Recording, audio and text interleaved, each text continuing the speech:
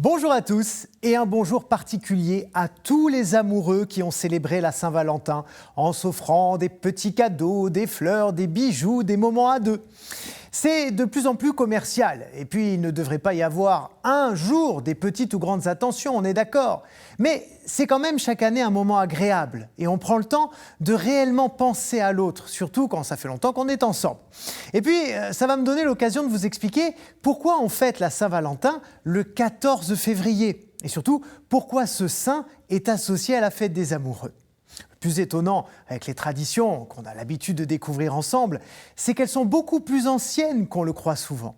Figurez-vous qu'il existe une fête des amoureux depuis l'Antiquité, période où février était déjà le mois de l'amour. Les Grecs commémoraient le mariage de Zeus et Héra à l'occasion de grandes processions avec la statue de la déesse.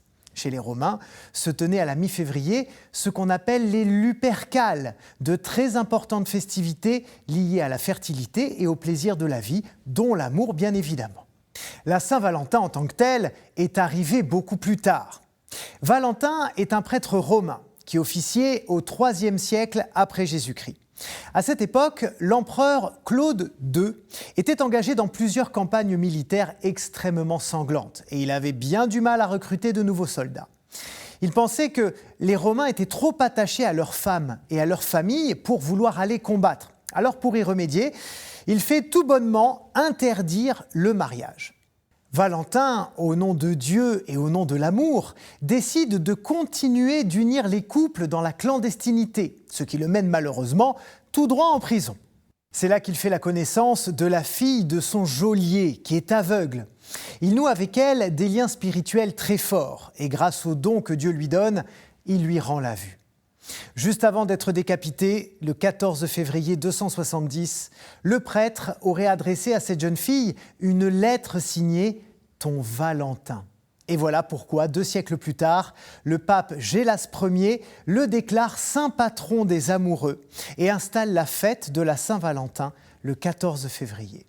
La tradition s'est vraiment étendue et affirmée à partir du Moyen-Âge, bien épaulée par une croyance populaire liée à la nature.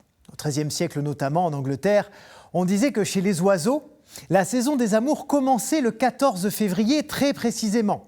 Un symbole que les sociétés de l'époque décident d'adapter en lançant une sorte de loterie de l'amour qui consistait en un tirage au sort pour rapprocher les garçons et les filles célibataires.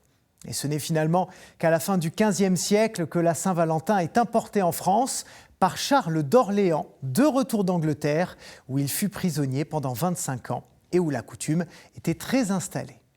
Voilà, vous voyez bien que cette fête, qui est devenue aujourd'hui commerciale à l'extrême, on le disait, puise ses racines dans des traditions très anciennes et dans l'énergie que mettait Saint-Valentin à célébrer l'amour. Voilà, merci de m'avoir accompagné tout au long de cette émission.